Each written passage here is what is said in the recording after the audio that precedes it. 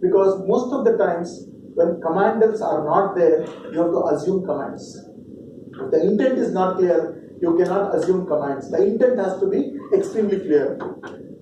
Every leader must be able to do one level up. This is the strategy that they teach them. Not only you are good in your level, you also have to do one level up. Because you have to assume commands when commands are not given. You have to take your troops into battle. If the commander is not there, you have to assume command and take it. This is what the Westerners call leadership at all levels. Correct? Our army is practicing it in the last 150 years. It's a part of their DNA.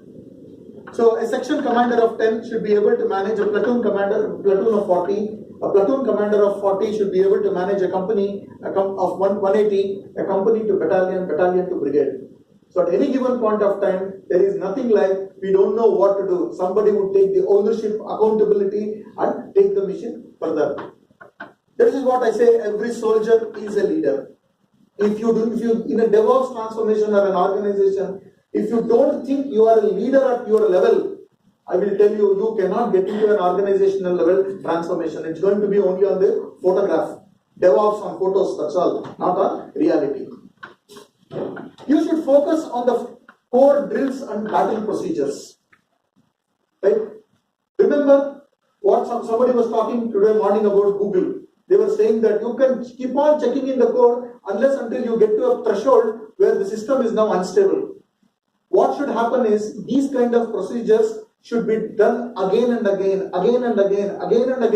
so that it becomes a part of our muscle memory. And how do we teach that in the army? When you join the Indian Military Academy, you are asked to go for boxing. And every soldier will think, why the hell should I learn boxing? I've come here to learn fighting. But you are put into boxing. You hit the sandbag for about 20 times. When you cannot lift your hand any further, you fall onto the ground, but you don't sleep there. You keep your finger on the ground, rotate 10 times, get up, hit 20 times, rotate, get up, hit, rotate. You keep on doing this and you don't have a clue why you are doing this. In reality, when there is a personal combat, when the enemy hits you, when you are about to fall, you actually don't fall. You keep your hand, rotate 10 times, get up and knock that fellow by hitting 20 times. In order to get these kind of drills, it has to become our muscle memory now. In order to get this kind of muscle memory, as leaders, the jargon in the army, what they use is, make your teams sweat in peace so that they don't bleed in the war. Let our code sweat in test environment so that it doesn't bleed in the production environment. Test it as many number of times. Continuous, this is what we call as automation and testing, continuous testing. Don't skip security tests in between. Generally, I've seen at the end of the release, the security guy will tell, I will not allow the release to happen. Why? You have not, security test has not passed. Test it 1,000 times before the code goes to production, so that our testing becomes part of our muscle memory. Improvisation and innovation should happen on the fly. You cannot create a timetable for innovation. During the 26/11 attacks happened, I'll give you 2 examples of how improvisation happened in Hotel Taj. Our commandos did not know how to go to the 5th floor. They did not know, there are about 10 floors. They did not know which room, which floor those terrorists were sitting there. They had no clue. They did not know how to operate the lifts. They had absolutely no idea of the floor map. Everything was there 100 meters away, sitting in some repository. But when the need of the hour came, no documentation was available. Sounds familiar, right? Yeah. So what happened that day? On that particular day, they didn't even know whether these walls are, if somebody fights on the other side, are they bulletproof? They didn't even know if the basic ducts could actually carry a weight of a person. They tried experiment by experiment that day. They tried small experiments that their hypothesis is right before they actually went on to the launch. And by the way, I don't know how many of you know about this. They were kept on standby for 14 hours. What do you mean by standby? Standby is not that it's something like you have a make or break presentation to be done in your company. You've been told to come at 9 o'clock. They say the presentation is at 9:05, 9:07, 9:08. Nobody is telling you to go home, come at 11 o'clock. They were kept in standby for 14 hours. No coffee, no tea, no lunch, nothing. They ate whatever they can see in the hotel, whatever they could eat, they did. and the entire operation was done in 72 hours flat.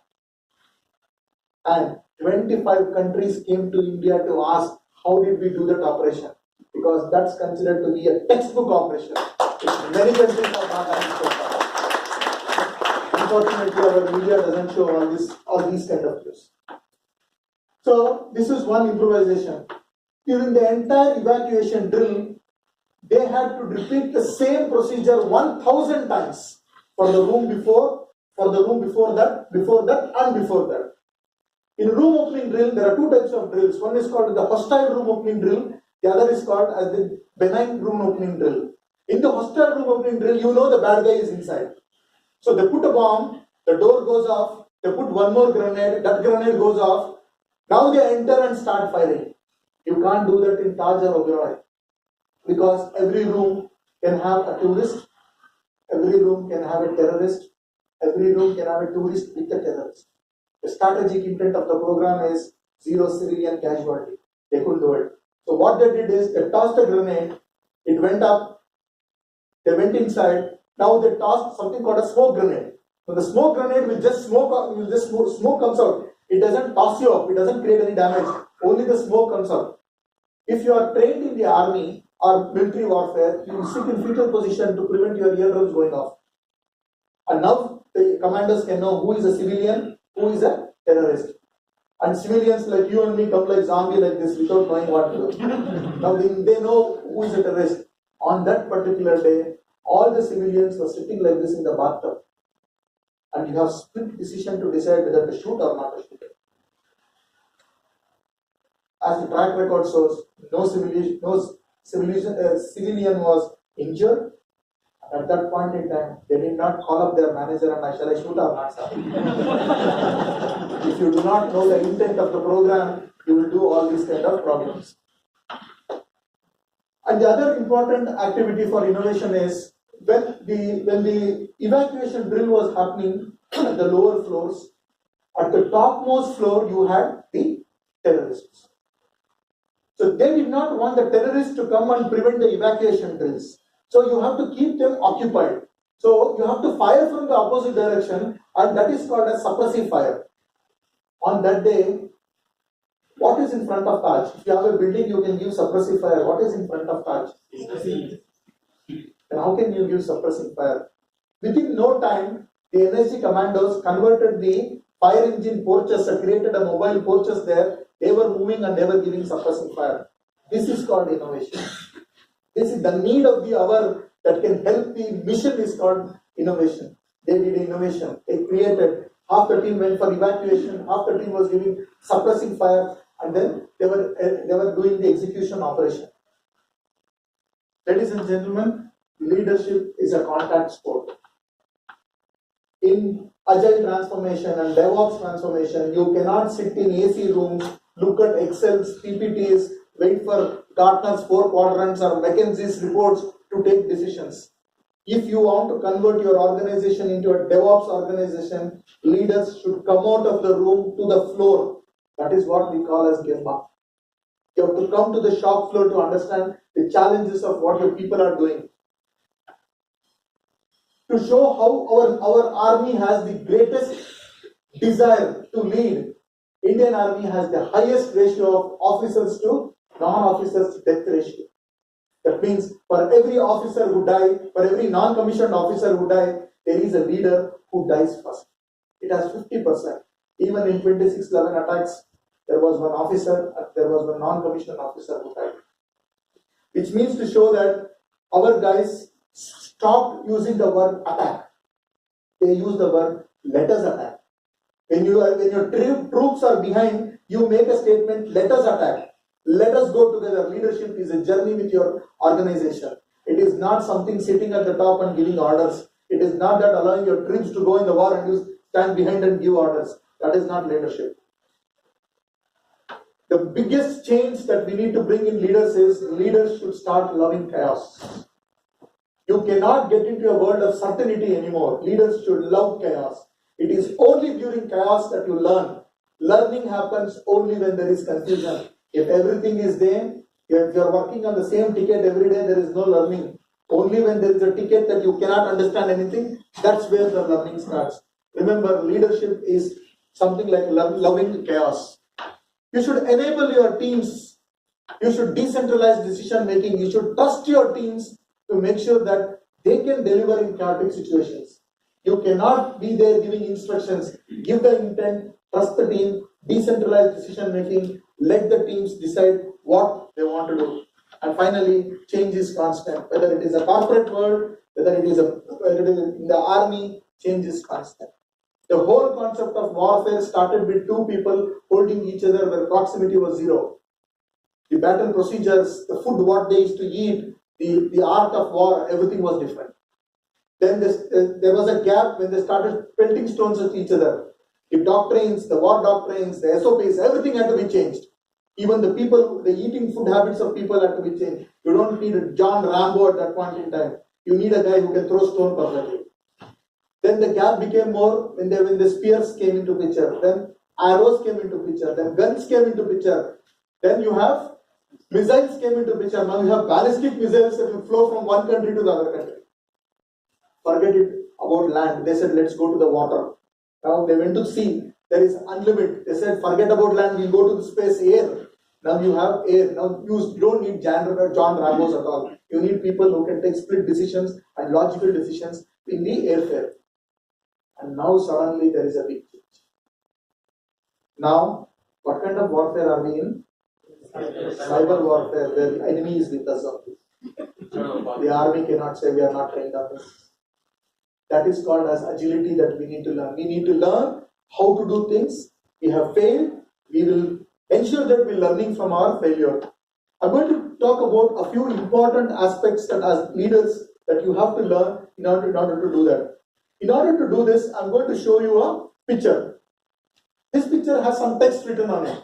I want all of you to read the text loudly. Clear? Read it. Paris in the spring. 90% read it wrong. Read it once more. 70% got it right now. Why did you miss the first time? Why did you read the two there? Maybe power problem. We're all now DevOps, watching monitors, manual monitoring. So let's see. Let's do a mathematical problem now. I'm going to show you a problem. I want you to shout the answer as soon as possible. Don't wait for what others say. You have to shout the answer. Right? Okay. Suppose a racket and a ball together cost 110 rupees. The racket costs 100 rupees more than the ball. What is the cost of the ball? 10. Excellent. This is the answer that I always expected from people. The first time I also gave the same answer. Now let us do mathematically.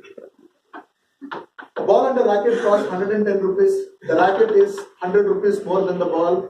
The ball is 5 rupees. The racket is 105 rupees. The ball is 5 rupees. Racket is 100 rupees more than the ball. It is 105 rupees. Why did you jump to 10 and 100? Because the brain read it. This is called stop stereotype thinking. You comes what we solved for our customers yesterday in the method what we had applied there. We have to start looking it in a different direction today. The world is completely different. So stop stereotype thinking. First lesson that all of us have to learn if you have to coach your leadership or if tomorrow you may be leaders, take this lesson. I'm going to show you a picture of a person, little details about that person. I want you to tell who he is. His name is Salim Durrani. He is also known as Abu Inzimam. He is in the Kashmir Valley. He is a true Muslim. He does 5 times namaz a day. He never sleeps without a gun next to him. And he never sleeps at the same place 2 nights consecutively. There is a reward on his head and he has killed a lot of soldiers. Who do you think this guy is? Obviously. I showed the name, I showed the picture, half the people already thought he's a terrorist. I gave you some information. Without even asking me question, you jumped into the conclusion. Is a Kashmiri? He is a highly respected officer from the Indian Army. His grandfather served the army. His father served the army. He is serving the army. His son is now joining the army. He should have joined by now. How quickly you told him as a terrorist. This is what you have to learn when you are getting into DevOps transformation. Focus on facts, not fictions. Don't go by what others say. Right? These are some important lessons. Stop jumping to worst case scenario. Either he is an army officer or he is a terrorist. He cannot become in between. He can never be a normal human being. He is always a worst guy or the best guy. When you are dealing with people, stop seeing people through this lens. Every team member is an organizational asset for us. Maintain a neutral stance and focus on facts, not fictions. What I made you is to focus on a fiction. How many of you know the difference between fact and fiction? Anyway, you have come from lunch. Let's do a small game. All of you, I want you to close your eyes. Close your eyes. Everybody should close their eyes. Imagine your tongue is outside. Don't put your tongue outside. Just imagine I am going to cut a lemon, put some salt on it, and squeeze that lemon. The first drop fell on your tongue. The second drop fell on your tongue. Open your eyes. Raise your hand if you are salivating. I kept on telling you to imagine. Why are you salivating? This is what is the difference between facts and fictions. The moment you start focusing on fictions, you start looking at wrong measurements and your entire transformation will go for a toss. You need to look for facts. The fifth lesson that I want to teach all of you is how leaders have to inspire and align to the mission. Change management is not easy. Leaders also have to change, organization have to change, every bit of organization has to change. So, it was September 21st, 1965. It was the battle between India and Pakistan. And it was the 3rd Guard Army which was asked to go and protect a place called Dogra in Punjab-Haryana border. If you look at the Facebook page, this is what it says. It says, in a brilliant and a gruesome assault, what he and his men achieved that September 50 years ago had never been seen before. They had never seen. This is considered to be the most gruesome war that has been fought. What happened that day was, they got to know that the Pakistan army is coming towards a place called Dogra, and capturing of Dogra was very pivotal for the war between India and Pakistan. Now, he had a small team and suddenly they had to change their entire way of working. They were working in one place, suddenly they had to go to Dogra and start working. And the time given to them was only about 5 hours. They had to walk for 50 kilometers. So the captain of the group, Lieutenant Colonel Desmond Hayes, an Anglo-Indian, comes and gives the intent why it is important for him and his team to go to Dogra that day. He gives the intent and then he asks them 2 questions. The first question that he asks him in his typical Haryani language, he asks them, Susre, aaj raat 3 jaar kahan hogi? And everybody said, Dogra, Dogra. And he wanted to understand one more. Now the intent is clear. He wanted to understand if the mission statement is clear to them. He asked them a question, Sasre, agar mujhe goli lage to aap kya karoge? Before even he could close his eyelid, somebody in the group answered, Saab ji, agar aapko goli lage to kandhe pe pita ke bhagenge lekin rukhenge Dogra par. In fact, they did it. They ran that day for 50 kilometers and they protected Dogra that day. If you really want to develop a great organization, you have to learn this principle. The principle here is, mission is more important than the leader. How many times we have seen in corporates, people going along with the leader? We forget the mission. Customer focus, mission is more important than the leader. I'm going to talk about 2 characters and tell you what kind of leadership skills you need to display in order to build a DevOps organization. The cultural change that we spoke from morning that we need to bring in. Anybody knows who is this? He is Captain Vikram Batra. We should never forget to add Captain before his name. He is Captain Vikram Batra. So when his mom asked him, Vikram, tu ghar wapas aayega kya? This is what he said. He said, either I will come back hosting the tricolor or I will come back wrapped in tricolor, but I will come back for sure. He did both. The story that I am going to tell you about is the story of this peak. It's called 0.5140 peak. It was absolutely important for India to capture this peak. It was in the Siachen sector and they had to capture this peak. He was giving a report to his captain in the morning, his major in the morning, when the Pakistan army intercepted him and said, they used to call him Sher Shah. They were afraid of him, by the way. They used to call him Sher Shah. They say, Sher Shah, आजा आजा आज तुम सबको मार के Bollywood heroine को सबको उठा के ले जाएंगे पाकिस्तान से. He said, मैं आ रहा हूँ, रुक जा. He and his team did something generally with the task what they accomplished. Generally, they accomplished with 150 people. In the broad daylight, this man climbed this hill. It is not the hiking what we take some fruits in the basket and walk. 80 degrees vertical, 80 degrees, temperature is minus 40. This man climbed the hill at that temperature and eliminated 9 soldiers and captured this hill. Capturing of this hill was the pivotal point for the change in India-Pakistan Kargil battle theatre. Had this not been done, it would have been difficult for India to capture. The reason is, in mountain warfare, attrition is 80%. If 10 people is launched into the attack, only 2 will see the sunset. Others 8 are gone. The attrition is not the attrition what we see here. Nobody will leave Indian army and join Pakistan army. These attritions are forever. They are incapacitated to play the soldier role. On that day, he did it. Subsequently, what happened was, he won the day. After a few days, he was trying to protect one of his team members. One of his team members was stuck under the rock and was suffering from an injury.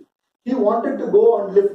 There was one more guy who was senior to him, wanted to go. This guy pulls him down and says, don't go. You have a wife. If something happens to you, she will become widow. You have a kid. He will become orphan. I will go. I don't have anybody. His brother is there. Parents are there. He said, I don't have anybody. I will go. He went. Just in the last minute while he was getting his friend, he was fired and he died. So when they asked him, how would you motivate your teams to deal with these kind of changes? He said, we all stand in a line. We are given 10 minutes of time where we have to write letters to our wives, parents, kids. Sometimes we write even to letter kids which are still in their wife's home. They post the letters, they come back, they stand in the queue, they turn to the left, they turn to the right, pick up the bag and walk. What is the turning to left and turning to right? What is the relationship to motivation? When you turn to the left or you turn to the right, you see the soldier's shoulder. What is written on the shoulder? What is written on the shoulder is team's name. What is written on the chest is your own name. In the army, they care for name on the shoulder, not for the name on the chest. Because they believe that the person standing next to me is ready to give his life for me. That is how motivations are built. It is completely trust-based motivations. If you want to lead like a legend. If you want to lead the transformations, lead like a legend. Captain Manoj Kumar Pandey, age 26 years, was deputed in Siachen. He was just a small time major there. He was not a captain. And it so happened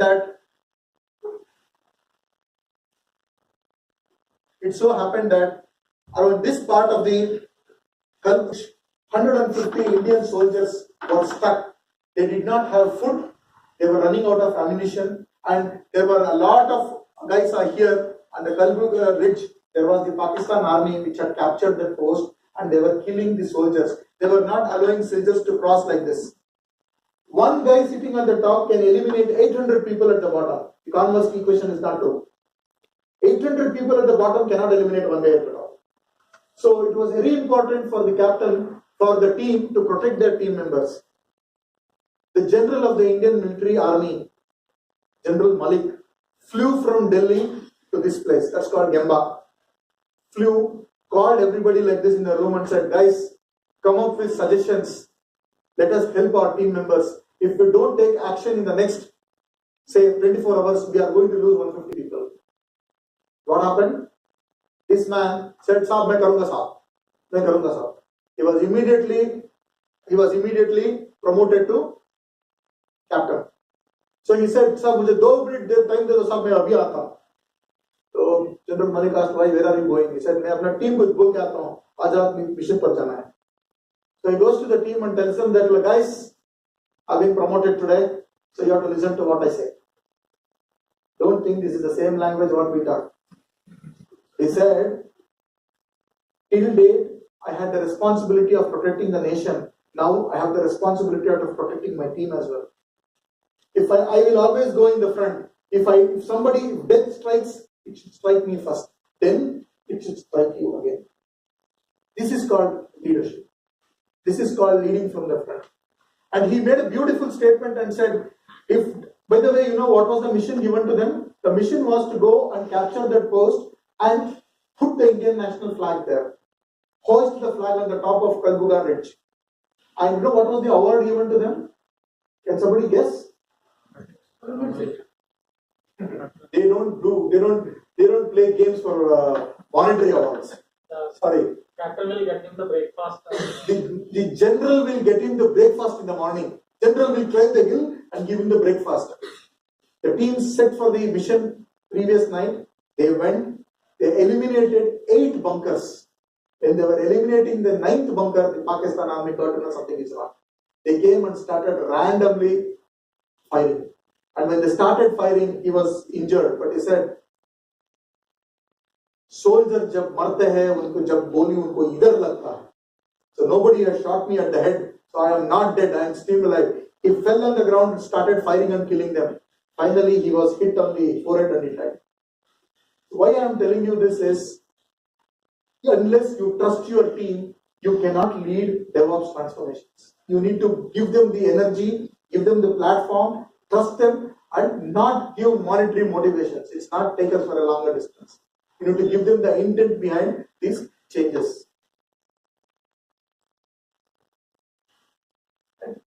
So some lessons that army teaches which the corporate doesn't teach. How much time I have? 7 minutes.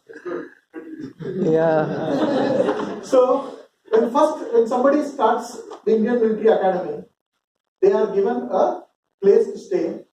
They are given, all of them come, they all stay together for 3 days, and the 4th day they go to the college, the classes. The supervisor asks them, "Hey guys, do you have any problem?" And there is always one Colgate who will raise the hand. Colgate is somebody who are directly from college gate. All others come from sailing school and other places. So these guys who come from the army school, sailing school, they say, "Hey, keep quiet. But this Colgate will always raise the hand and say that, "I have a problem, sir." And that's exactly what Captain Raghu also did. So supervisor, "What's the problem?" He said, "They don't give us biscuits, sir." So in the academy, there are 3 levels. Level 1, level 2, level 3. Level 3 are gods. 3rd semester. Level 2 or 2nd semester. They are lesser than animals. And you know what is level 1. That are college ragging. So they give them, they are asked to go, and they don't give coffee or biscuits to them. And these guys, the supervisor said, "You said you don't give you biscuits or coffee? Don't worry, I will fix the problem." After business hours, if the supervisor comes in a bullet, it means something is seriously wrong. If this guy comes at 7 o'clock, calls the level 3 guys, give them the ragda of their lifetime. Half of them are bleeding. Such a ragda he will give and say, "Is this the way you treat your level 1 guys? Bloody, they are crying for coffee and tea." Now this guy thinks something is serious. And then the level 3 don't talk to level 1 directly. Hierarchy. Level 3 talks to level 2. They will call the level 2 at night 10 o'clock and give them twice the ragda what they right? And then around 2 a.m., level 2 will call level 1. Say, "You wanted coffee, no? Go to bathroom, get a bucket of water." So they go to bathroom, get 1 bucket of water. He brings a coffee, tea which is left in the morning in the flask, and pours it to all the buckets. He said, "Drink." They made them drink and give them the ragda of their life. The first lesson that the army teaches them is, don't sweat the small stuff. We have not come here to cry for coffee or biscuits. We have come with the goal of saving the nation. If you don't get coffee and tea one day, it's okay. You will anyway not get coffee and tea in Kashmir for months or years together. Don't sweat don't cry if somebody gets promotion, She got some 10% high. I got only 9.5. I do all the work. I think we should get rid of all those things. We should learn what is the organization intent, how we are delivering value to our customers. This also teaches them one new lesson. There is no individual heroism in the army like what we do. Here, one guy comes, screws up the hole, wait for the issue to become really big, then comes like a hero, individual heroism, solves the problem, gets the credit and goes. Even if one guy raises the hand and says, I have a problem, the entire level 1 have to suffer. Either the team wins or the team loses. There is no individual heroism here. The other important lesson, what that also teaches about them is the occupation. How many of you are really liking the job that you are doing? Raise your hands. Be honest for yourself. When you say so much, that means 50%. At least I see about 50% of the people raising their hands, another 50% of the people are not raising their hands. But if you go and ask in the army, they say we all love our job. How is that they love their job? Because there is a beautiful way that this selection happens there. So what happened to Captain Raghu was that he was called by the Punjab regiment because when new troops are formed, they exchange people, and sports is generally used to build trust in them. So the request was, I want somebody who is great in sports, not so good in academics. And these people thought it was an R condition and sent this guy. It was actually an AND condition. So he was not so good in academics. He was not even good in sports and not even good in academics. They sent this guy. Now there was already a rumor before this guy went saying that koi saab aa raha hai, wo sportsman must hai. So this guy comes and everybody asks, kya saab, humne suna aap sportsman must hai. It is